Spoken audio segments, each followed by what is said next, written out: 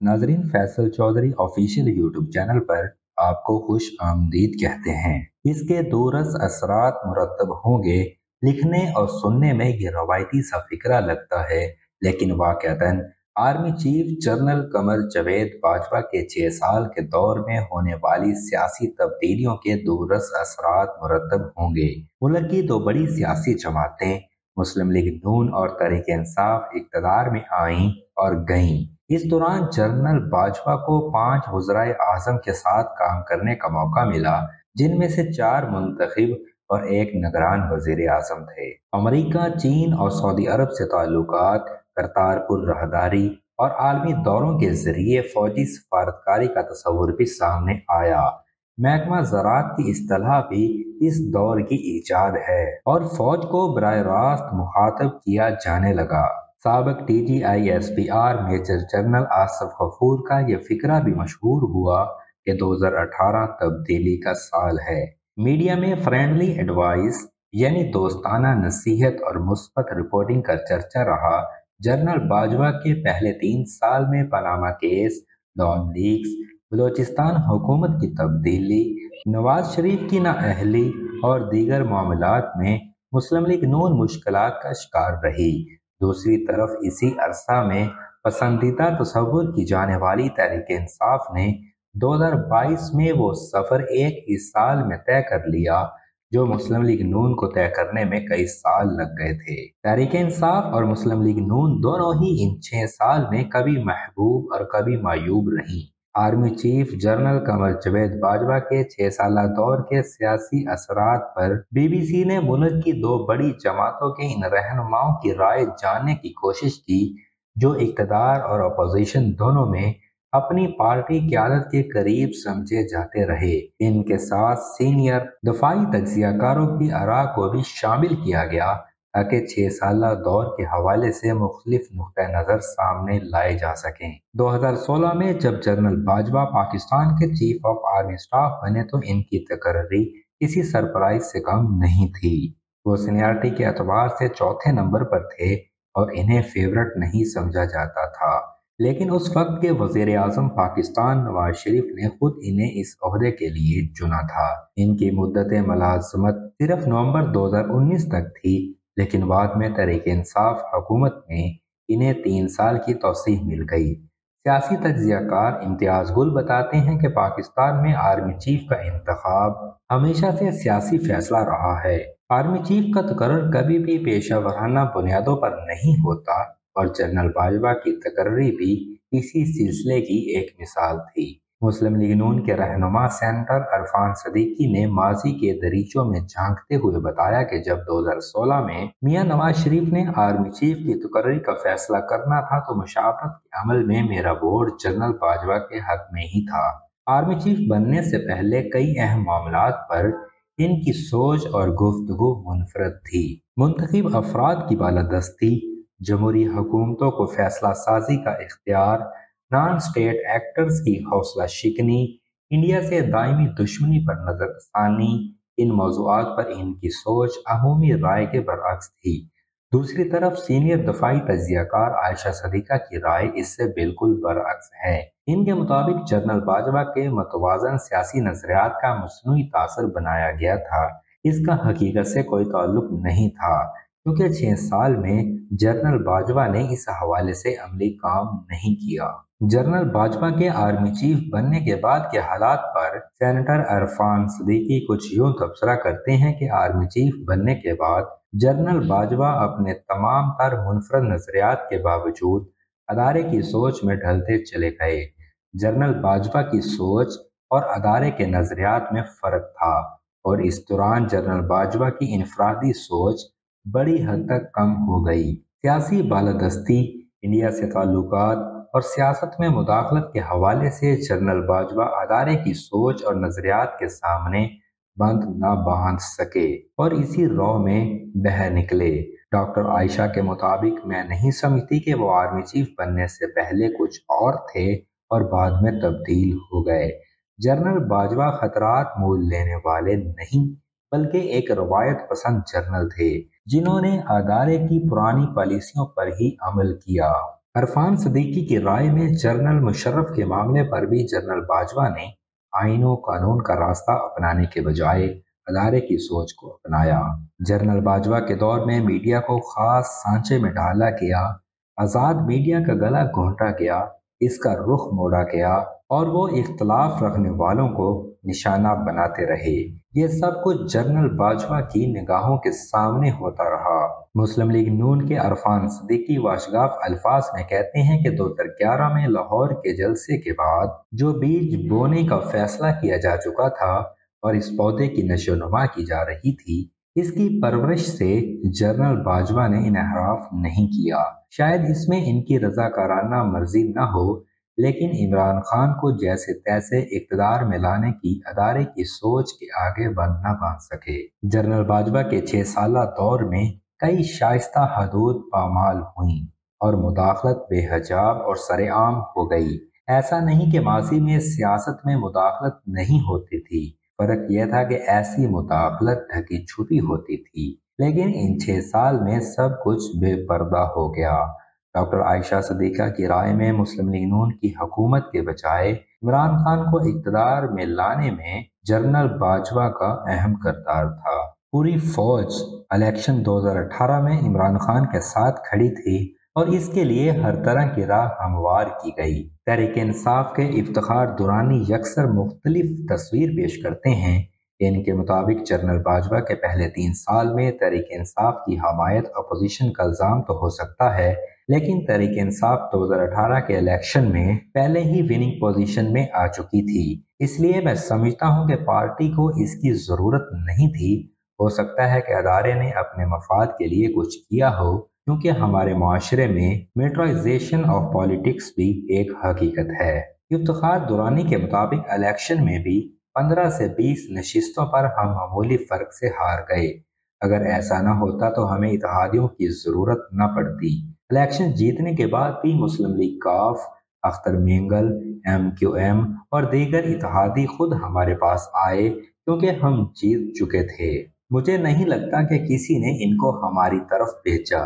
तहरीक इंसाफ के रहनुमा इफ्तिखार दुरानी ने जनरल बाजवा के नाम के बजाय इन अदारे और सिस्टम के अल्फाज ज्यादा इस्तेमाल किए। इफ्तिखार दुरानी की राय के मुताबिक सिस्टम, अदारों की पोजीशन और इमरान खान की पोजीशन में बुनियादी फर्क इमरान खान की करप्शन के खिलाफ मुहिम का था। सिस्टम ने इसको कबूल नहीं किया क्योंकि सिस्टम अशराफिया के लिए काम करता है और इमरान खान ने इस रवैये को चैलेंज किया। करप्शन के खिलाफ मुहिम के दौरान सिस्टम इमरान खान को हाँ तो कर रहा था, लेकिन मुज़ाहमत भी जारी थी। चूंकि सिस्टम और अदारे इस एंटी करप्शन मुहिम को सपोर्ट नहीं कर रहे थे, इसलिए शरीफ फैमिली और दीगर सियासी रहनुमाओं को इस दौरान सहूलत मिलती रही। इनके मुताबिक दूसरी अहम वजह यह थी कि सिस्टम इस चीज का आदी नहीं था कि आला ओहदे पर फायज कोई शख्सियत कैमरे के सामने और कैमरे के बगैर भी एक ही जैसा मौक़िफ़ रखती हो। सियासी तारीख में ऐसा पहली बार हुआ कि ऐसा वज़ीर आज़म आया जिसके ख्यालात और पॉलिसी बंद कमरों में भी वही होती थी जो अवाम के सामने होती थी। डॉक्टर आयशा सिद्दीका के ख्याल में पहले दिन से इमरान खान में अहलियत के मसाइल थे। यह जानते बूझते हुए इनको एस्टेब्लिशमेंट हुकूमत में लेकर आई, क्योंकि इमरान खान अवाम में मकबूल और दीगर सियासी रहनुमाओं के बरअक्स नजरियाती तौर पर अदारे के अफकार के हामी भी थे। तहरीक इंसाफ हुकूमत के आगाज से ही इमरान खान के बजाय जनरल बाजवा ही अहम मामलात को चला रहे थे।